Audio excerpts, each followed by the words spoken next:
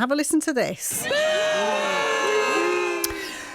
That is the sound of North Yorkshire anti-fracking protesters back in 2016, furious that plans to frack for shale gas at a site in Rydale were given the go-ahead. That decision sparked protests near the site that went on for years. And in 2019, the government effectively banned fracking by putting a moratorium on it.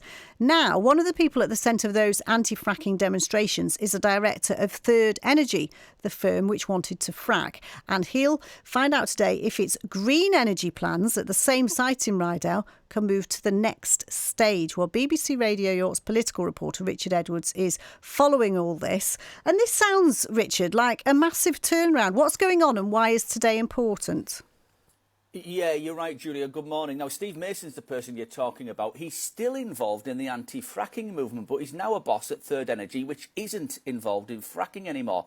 And instead, it wants to use that actual well in Rydale, the site of all those protests, but was never actually fracked, for a green energy technique called geothermal. What it does, it takes heat from the Earth's natural warmth, from the Earth's core, and brings it to the surface. And the idea, eventually, is to supply homes and businesses. And the reason today is important is because it's the final day of testing the kit. So, if they're happy with the results, Third Energy and a firm called Serafi, Third Energy's partner in this, will look to get into those domestic and commercial markets. Well, I asked Steve Mason if he ever thought he'd be on the industrial side of the fence. Back in the day, he was on the opposite side with his protest placard.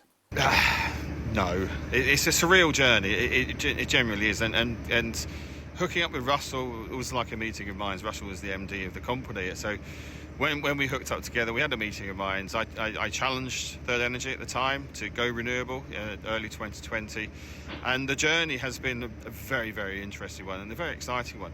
And to be here today is quite transformational, not just for me, but for the whole community in the area.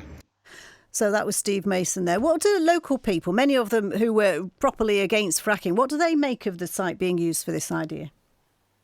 Yeah, well, the two firms say it's an ongoing conversation. The support is there, and they're inviting people in from all over the area. But, of course, they're taking some pretty searching questions. And also, at least one person has accused the two firms of using what they're doing there as a cover for fracking. So some big conversations to be had.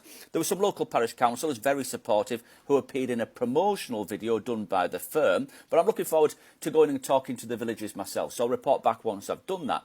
And just mention this too, Julia. Parliament's looked at this quite recently. There was a report last June which said geothermal is a renewable, environmentally friendly form of energy, but isn't without the risk of environmental harm if sites aren't properly managed. Serafi says its main aim is to bring the energy to the surface with minimal environmental impact. There's been some money for this from the government, from something called the Net Zero Technology Centre, and a visit from Kevin Hollinrake, one of our local Conservative MPs, a business minister.